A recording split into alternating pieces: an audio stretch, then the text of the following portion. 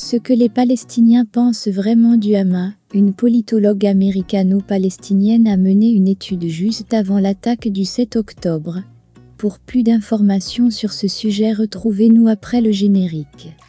Mais avant de commencer, n'oubliez pas de vous abonner et d'activer la cloche de notification pour ne pas manquer nos prochaines vidéos. Bon visionnage.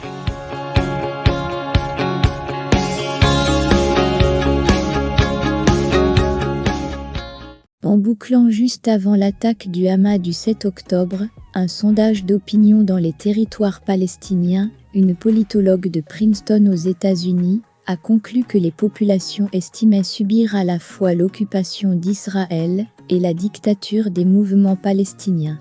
Pour la chercheuse américano-palestinienne Amaneh Jamal, doyenne de l'École des affaires publiques et internationales de la prestigieuse université, les civils gazaouis sont certes soumis depuis 2007 à un blocus israélien, mais les 2/3 d'entre eux ne font pas confiance au pouvoir islamiste du Hamas corrompu et autoritaire pour améliorer leur sort. On a cette occupation israélienne des territoires palestiniens et on a ces régimes du Hamas et de l'autorité palestinienne devenus au fil du temps plus dictatoriaux et autoritaires, argumente Madame Jamal en recevant l'AFA Princeton. Si bien que le Palestinien moyen, habitué à l'occupation de l'unique puissance israélienne, vit maintenant sous l'occupation de deux pouvoirs israéliens et palestiniens, analyse cet universitaire de 52 ans né en Californie et qui a passé sa jeunesse à Ramallah. Avec son collègue Michael Robin, Amaneh Jamal a fondé le Baromètre arabe, des enquêtes sociologiques et sondages d'opinion menés tous les 2 ans depuis 2006, dans 16 pays du Proche-Orient et d'Afrique du Nord. L'étude intitulée « Ce que les Palestiniens pensent vraiment du Hamas » a été conduite auprès de 790 personnes en Cisjordanie et 399 dans la bande de Gaza. Menée de fin septembre au 6 octobre, elle a dû être interrompue par l'attaque du Hamas contre Israël le 7.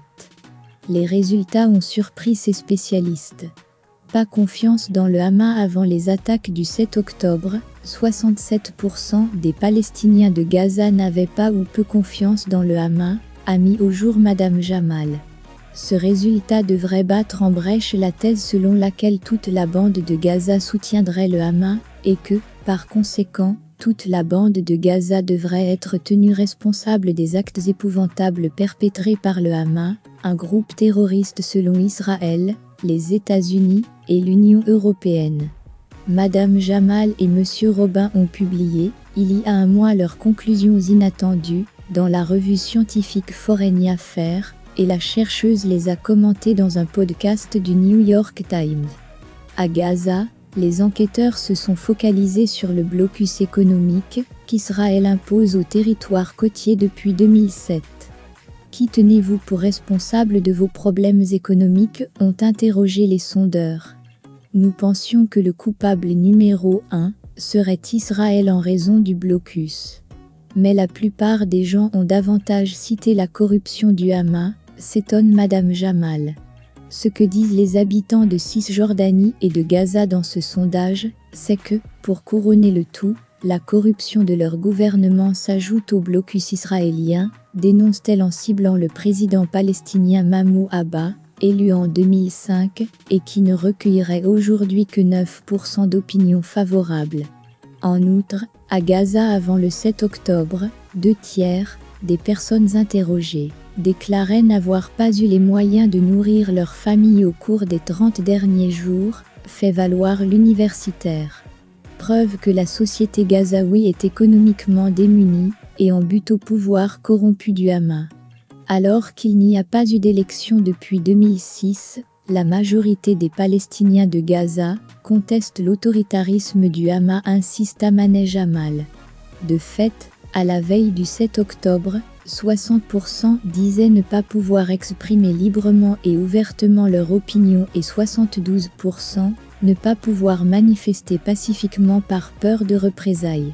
Cette hostilité de l'opinion publique palestinienne à l'égard du Hamas s'est-elle renforcée ou réduite après 6 semaines de guerre, qui ont fait 1,200 morts en Israël et près de 14,900 à Gaza?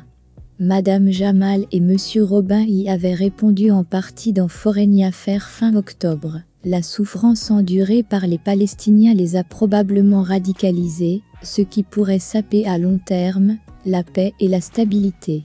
Avant le 7 octobre, 80% des Palestiniens sondés souhaitaient un règlement diplomatique avec Israël, dont 56% pour une solution à 2 États, le reste pour une solution à un État ou une confédération, détaille la chercheuse, pour qui la population de Gaza semblait ouverte à une solution à 2 États, à une réconciliation pacifique, avec Israël sur la base des frontières de 1967.